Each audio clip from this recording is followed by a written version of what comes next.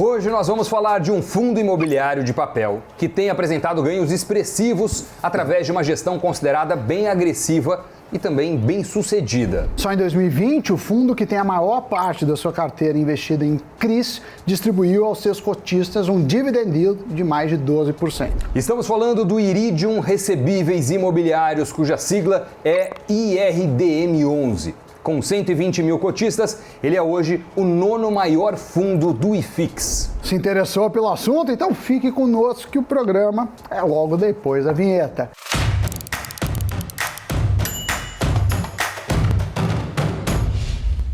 Amiguinhos e amiguinhas, não tem piada hoje. Minha, mas terá dele o menino, o irreverente, o ilustre Zanuto. Pode rodar. Bom, vamos para mais uma piada horrível, estilo Sami. Vocês sabem em qual lugar do Brasil não é aceito o táxi? É o município de Uberlândia. O que você achou dessa piada? Achei boa, ele tá inspirado.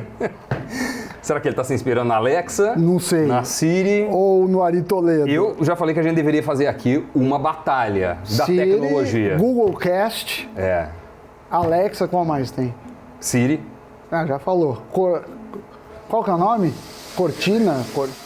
Não é errado considerar o Iridium um pouco diferente de outros fundos de papel que existem no mercado.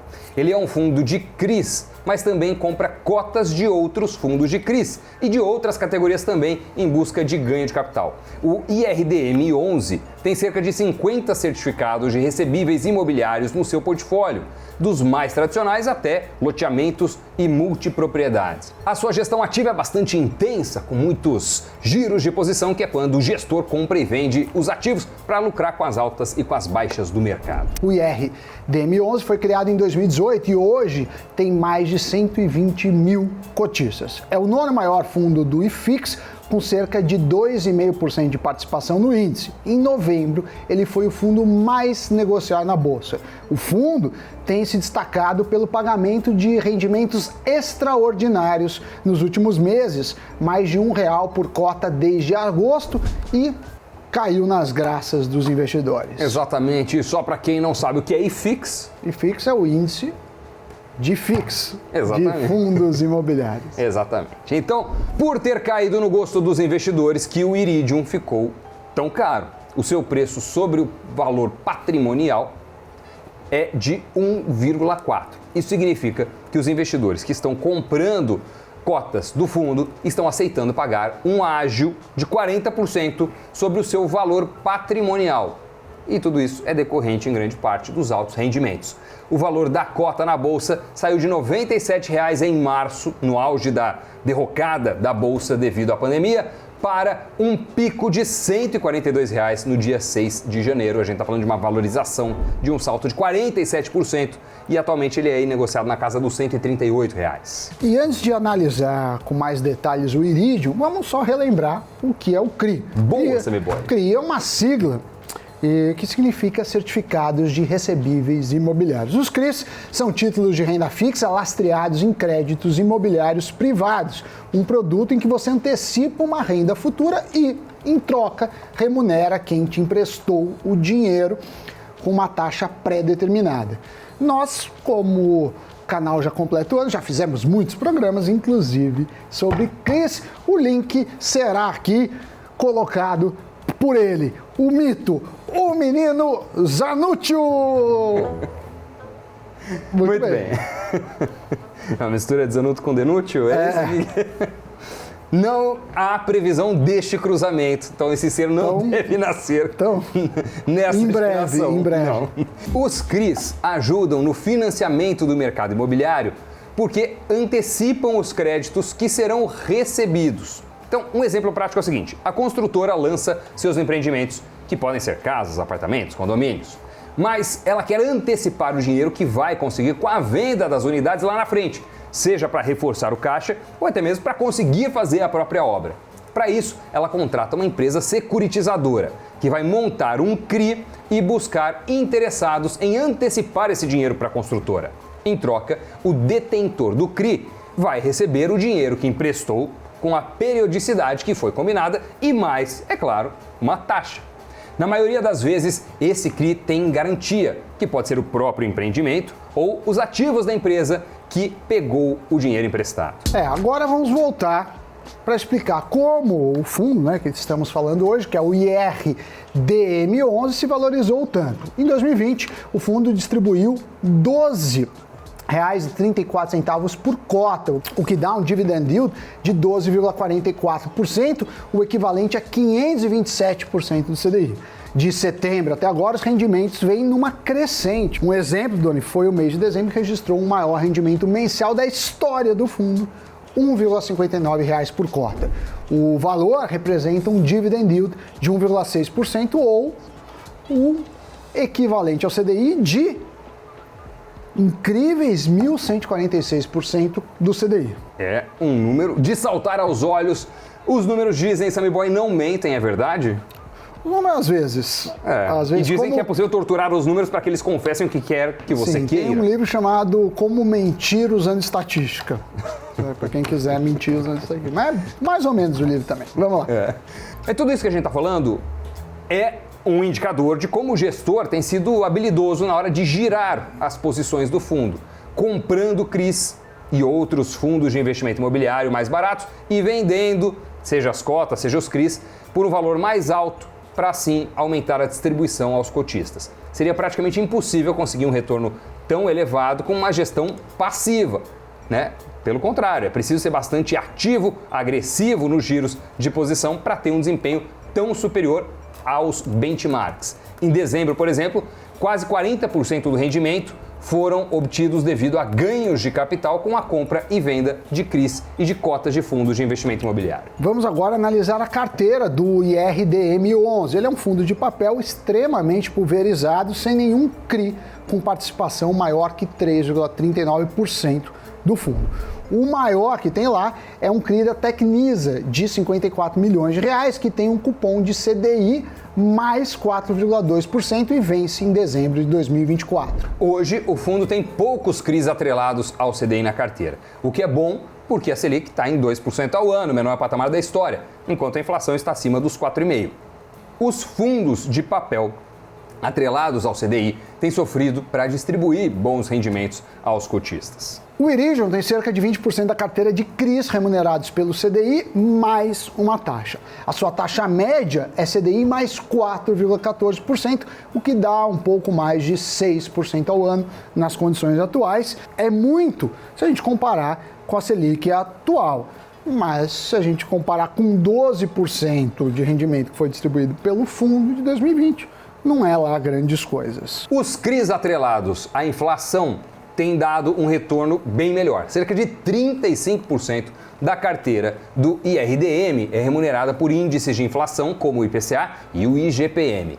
Com o IPCA a 4,52% nos últimos 12 meses e uma carteira com taxa média que paga IPCA mais 8,39%, o retorno é de quase 14% nos CRIs indexados ao índice, que representam cerca de 1/4 do fundo.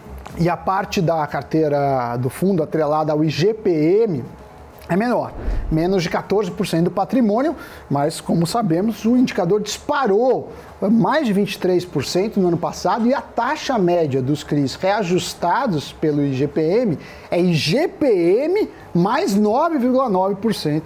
Então aí ficou covardia, mas claro que tivemos um ano atípico. Belo portfólio, hein? Ah, belíssimo, de respeito. De respeito. Precisa saber se vai repassar, né? Como funciona isso também, que nem todo mundo está aceitando pagar o IGPM, dado o que aconteceu aí, esse estouro. Mas foi bom para o fundo.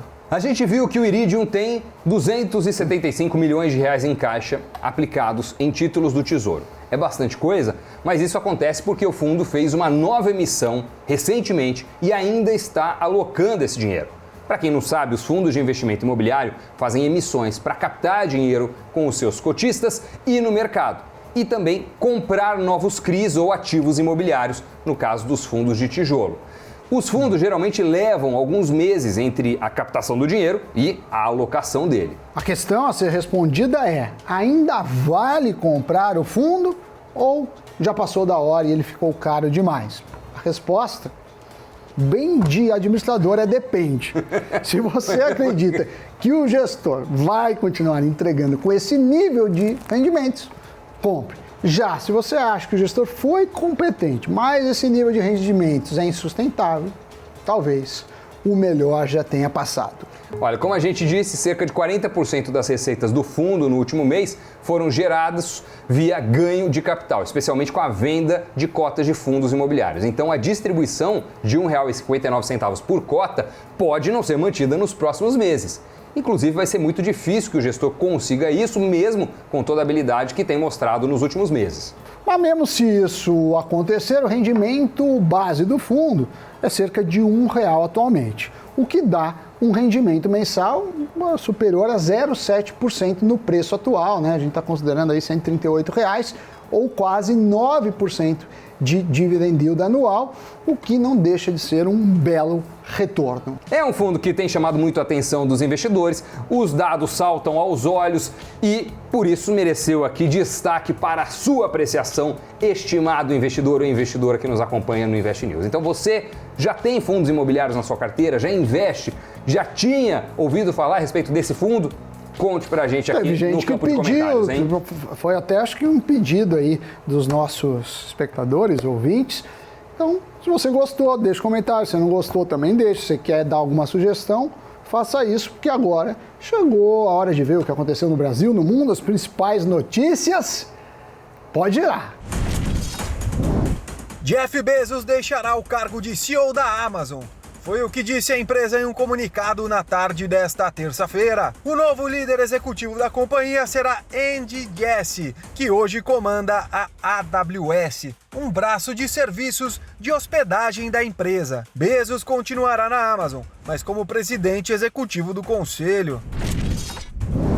E ainda na pegada da Amazon, a empresa divulgou um projeto arrojado para sua segunda sede nos Estados Unidos. Serão construídos 4 prédios localizados em um campus na cidade de Arlington, na Virgínia. Um dos edifícios tem um estilo pouco convencional, já que lembra o formato de uma dupla hélice de helicóptero. O campus deverá acomodar 113 mil funcionários. Segundo um estudo do Sebrae, o empreendedor brasileiro da terceira idade é o que mais gera emprego no Brasil. Os empreendedores brasileiros com mais de 65 anos correspondem a 7,3% do total de empreendedores. Porém, são os que mais geram emprego entre os pequenos negócios. Os números analisados são referentes ao terceiro trimestre do ano passado, quando o país atingiu 1,8 milhão de empreendedores nessa faixa etária. A região sudeste concentra o maior número. Depois do giro, vamos ver como foi o fechamento do mercado. Roda aí.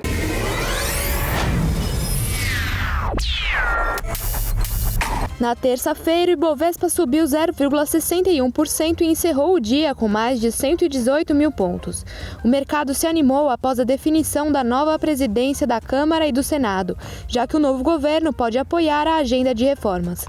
Os melhores resultados do dia foram liderados por B2W, TOTVS e Embraer. Já as maiores baixas, lideradas por Siderúrgica Nacional, Vale e Bradespar.